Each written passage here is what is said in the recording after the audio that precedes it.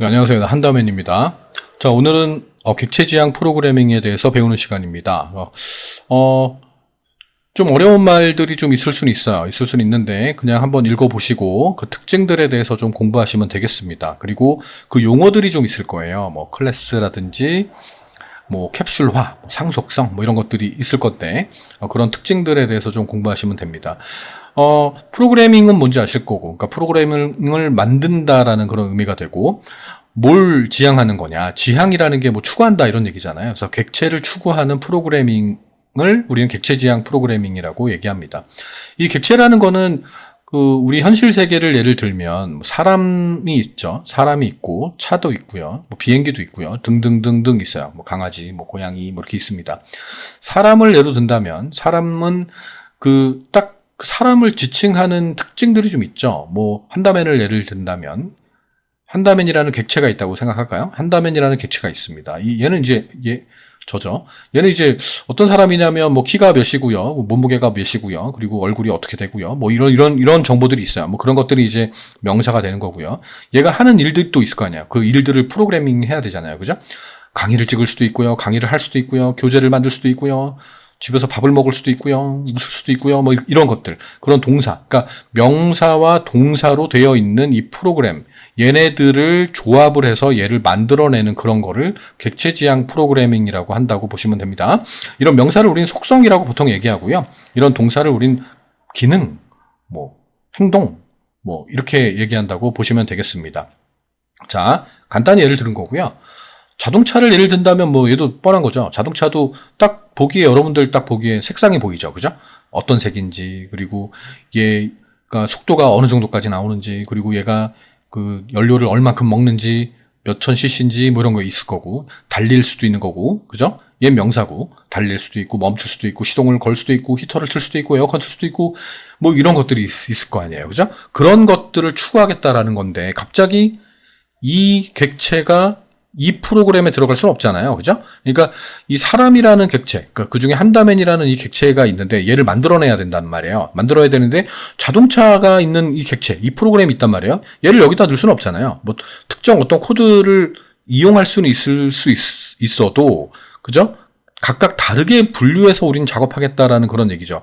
어떻게 보면 C 언어에서 함수하고도 많이 유사하죠. 그죠? 그러니까 이런 것들을 이제 객체 지향 프로그래밍이라고 합니다. 됐습니까? 자, 일단 정의부터 좀 해봤고, 일단 시험에 나오는 용어들을 좀 봐두셔야죠.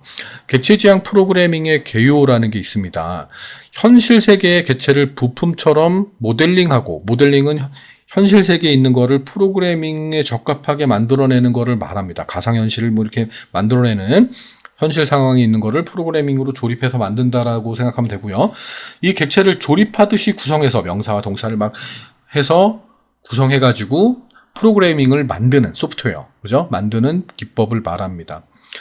즉, 현실 세계의 모든 대상, 이걸 객체라고 하죠. 객체를 하나의 객체로 만들어서 이 개념을 이용해서 현실 세계를 표현하고 모델링하고 객체와 객체들이 모여서 프로그램을 구성할 수도 있다라는 얘기가 됩니다. 객체지향 프로그램 기법의 주요 구성 요소는 객체와 클래스가 있습니다. 설계도라고 보시면 됩니다. 자동차를 만들어야 되면 여러분들은 자동차를 그냥 타고 운전하고 시동 걸고 기름 넣고 그게 다잖아요. 그죠? 그 안에 어떤 식으로 구성이 돼서 뭐 내가 시동을 걸면 엔진이 폭발하면서 뭐 그런 거 몰라도 되잖아요. 그죠? 근데 그런 설계도, 그런 조립도, 이걸 클래스라고 하고요. 메시지가 있습니다. 메시지는 뭐 전달하는 거잖아요. 뭐 이거 해, 저거 해, 뭐 이런 식으로. 네, 그런 걸 말합니다. 주요 구성 요소가 아닌 것은 나올 수 있겠죠. 그죠? 객체, 클래스, 메시지가 있습니다.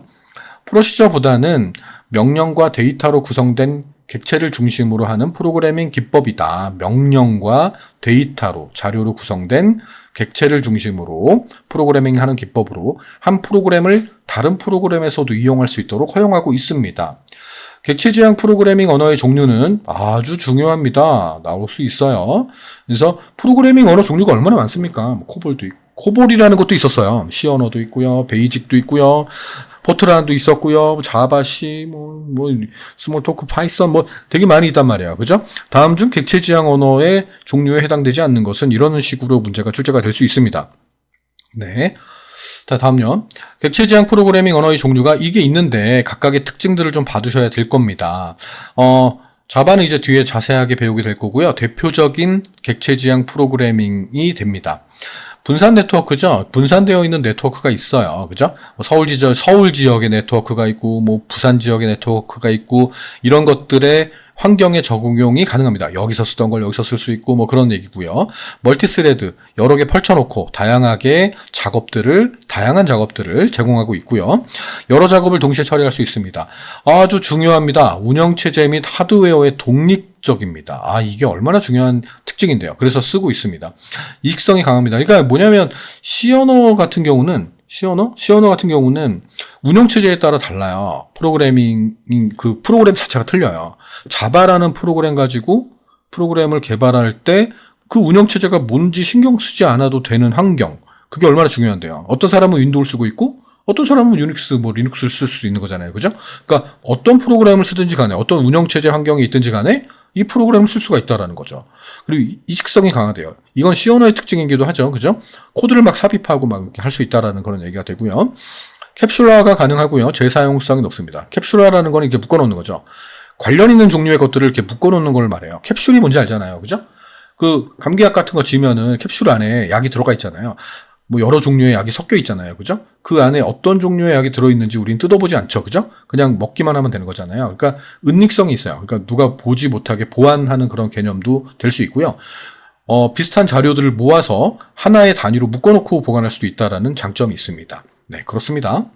C++입니다. C 언어의 객체지향 개념을 적용한 언어입니다. 너무 당연한 얘기이기 때문에 모든 문제를 객체로 모델링하여 표현합니다. 그래서 C 언어에 뿔뿔이 들어가 있는 거죠. 더하기.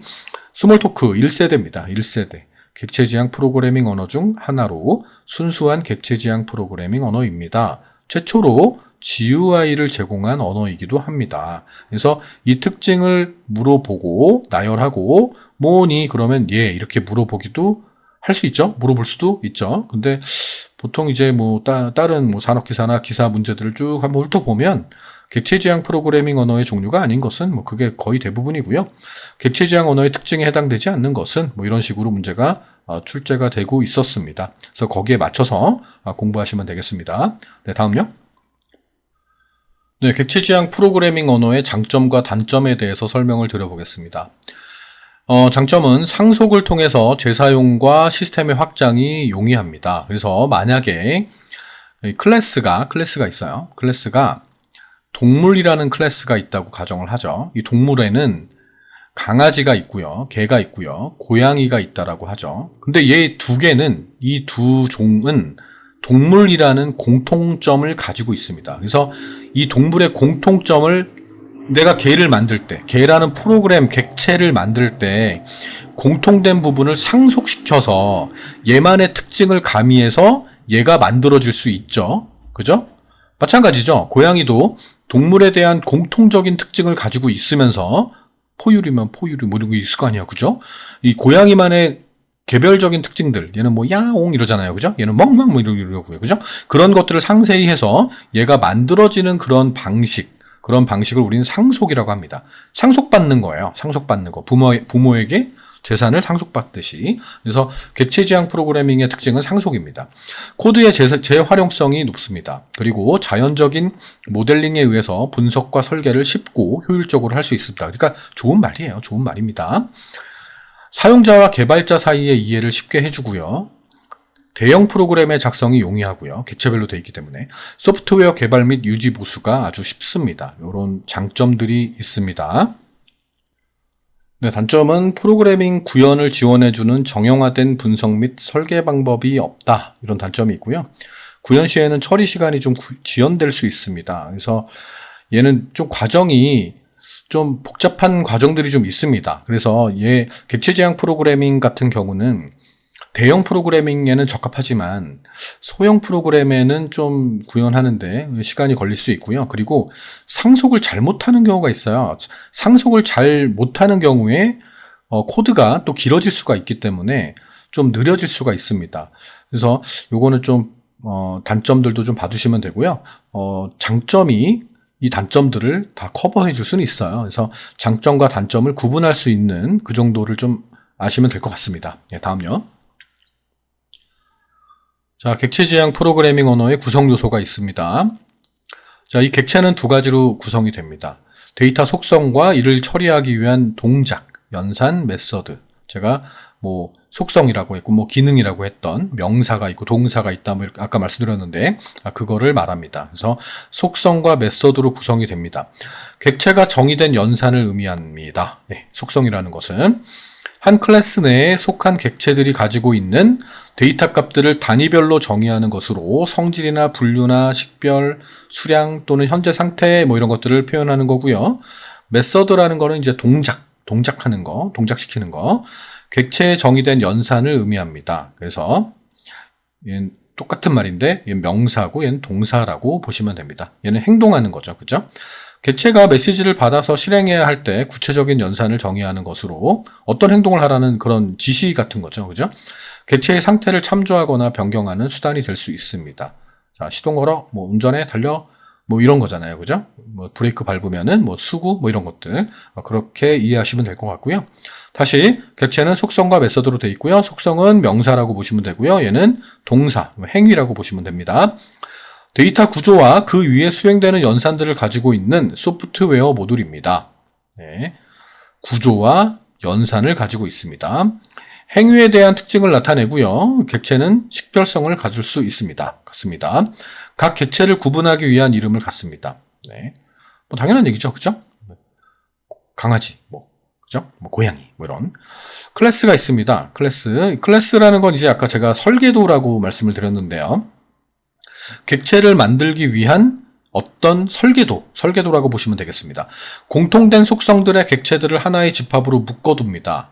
그러니까 자동차로 따지면 엔진도 있을 거고요. 여러 가지가 있죠. 그죠? 본네트도 있고요. 바닥도 있고요. 외부형도 있고요. 그런 것들이 다 객체들로 구성이 돼 있을 거 아니에요. 걔네들도. 걔네를 이렇게 하나의 묶음으로 모아야 될 거 아니에요. 그걸 이제 클래스라고 하겠죠. 2개 이상의 유사한 객체들을 묶어서 하나의 공통된 특성을 표현하는 요소를 말하고요. 공통된 특성과 행위를 갖는 객체의 집합이라고 볼 수가 있습니다. 객체의 유형 또는 타입을 의미합니다. 오브젝트 타입 이렇게 얘기합니다. 메시지입니다. 객체들 간에 상호작용을 하는데 사용되는 수단으로 객체의 메서드, 동작과 연산을 일으키는 외부의 요구사항을 말합니다. 메시지를 전달한다고 보시면 되겠죠. 메시지를 받은 객체는 대응하는 연산을 수행해서 예상된 결과를 반환하게 됩니다. 그러니까 뭔가를 주면은 그 처리하고 결과를 도출하는 그런 역할을 하겠죠. 네, 다음요. 다음 볼게요. 객체 지향 프로그래밍 언어의 특징입니다. 캡슐화입니다. 간단히 감기약을 예를 들면서 말씀드렸는데요. 데이터와 데이터를 처리하는 함수를 하나로 묶는 걸 말합니다. 하나로 묶어줍니다. 데이터 속성과 데이터를 처리하는 함수, 그러니까 속성과 기능을 하나로 묶어서 보호하게 되는 겁니다. 캡슐화된 객체의 세부 내용이 외부에 은폐되어 변경이 발생할 때 오류의 파급 효과가 적습니다. 그러니까 이게 지금 가장 많이 나올 수 있는 특징 중에 하나죠. 그러니까 얘 설명을 할 거예요. 객체의 세부 내용이 외부에 은폐되어서 변경이 발생할 때 파급 효과가 적다.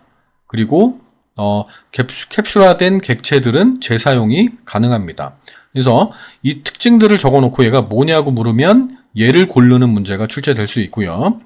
영어도 그냥 한번 봐두시면 되겠습니다. 영어도 눈에 익게 ENC 이렇게 알아도 되고요. 앵크 이렇게 알아도 되고요. 다 읽을 필요는 없고요. 객관식 시험이니까요. 아마 캡슐화라고 나올 거예요. 다음 정보 은닉입니다. 인포메이션 하이딩이라고 하죠. 캡슐화에서 가장 중요한 개념입니다. 다른 객체에게 자신의 정보를 숨기고 자신의 연산만을 통해서 접근을 허용할 수가 있습니다. 아무나 들어갈 수 없게끔 은닉하는 것을 우린 말합니다. 정보 은닉. 특징이죠. 객체 지향 언어의 지금 특징을 하고 있는 겁니다. 네, 추상화입니다. 불필요한 부분을 생략하고요. 객체의 속성 중에 가장 중요한 것에만 중점을 둬서 개략화, 간단히 하는 겁니다. 간단히. 그러니까 단순하게 구성한다라는 거죠. 우리는 자동차를 운전할 때 자동차를 달리게 하려면 시동을 걸고 엑셀을 밟으면 차가 나간다라는 것 정도만 알면 되죠. 실질적으로 그 차가 어떤 동작을 하고 있는지를 몰라도 상관이 없잖아요. 그걸 우리는 추상화라고 합니다. 간략화시키는 거. 데이터의 공통된 성질을 추출해서 슈퍼클래스를 선정하는 개념입니다. 공통된 성질을 추출합니다. 다음, 과정을 추상화할 수 있습니다. 자세한 수행 과정을 정의하지 않고 전반적인 흐름만 파악할 수 있게 하는 설계 방법입니다. 데이터 추상화는 데이터의 세부적인 속성이나 용도를 정의하지 않고 데이터 구조를 표현할 수 있는 표현으로 대체하는 방법입니다. 그러니까 얘네들 다 간단히 하는 거죠. 이벤트 발생의 정확한 절차나 방법을 정의하지 않고 대표할 수 있는 표현으로 대체하는 방법을 말합니다. 그래서 세 가지가 있어요. 과정 추상화, 데이터 추상화, 제어 추상화 이렇게 있다. 근데 얘네들의 공통점은 그냥 복잡한 것들을 단순화시킨다. 우린 자세한 걸 몰라도 된다. 그냥 전체적인 흐름만 알 수 있게끔 하는 방식을 우린 추상화라고 한다. 이런 정도만 아시면 되겠습니다. 다음요. 네, 상속성에 대해서 아까 설명을 드렸죠. 이미 정의된 상위 클래스가 있습니다. 부모 클래스죠. 이 모든 속성과 연산을 하위 클래스가 물려받는 거를 말합니다. 그래서 제가 객체지향 단점 설명 중에 느려질 수 있다라고 말씀드린 게 바로 이 부모 클래스에서 상속받는 것 때문에 그런 건데요. 부모 클래스에서 잘못된 건 아닌 변경이 이루어지면 하위 클래스에서 모두 다 변경해야 되고요. 그게 다 오래 걸릴 수가 있어요. 코드가 복잡해질 수 있고요. 상속을 받기 때문에. 물론 장점이 될 수도 있습니다. 그 코드를 물려받아서 쓰기 때문에 되게 간단하게 새로운 객체를 만들 때도 간단하게 할 수가 있잖아요. 그죠?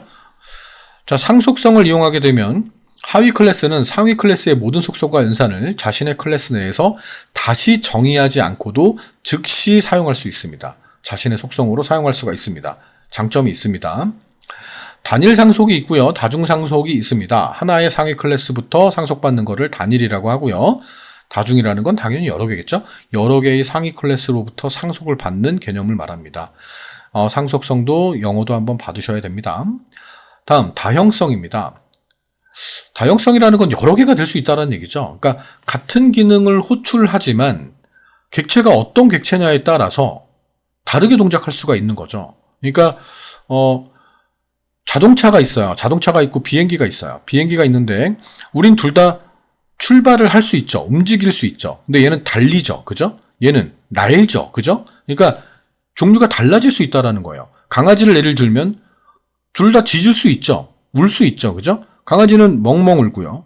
고양이는 야옹 이렇게 하잖아요. 그죠? 그러니까 다형성이라는 건 그런 개념이라고 보시면 됩니다. 그래서 메시지에 의해서 객체가 연산을 수행하게 될 때 하나의 메시지에 대해 각각 고유한 방법으로 응답할 수가 있다는 거예요. 각 객체가 얘하고 얘가 어떤 연산을 했어. 야, 움직여. 이렇게 시켰는데 차는 달리고 비행기는 날고 이런 거잖아요. 그죠?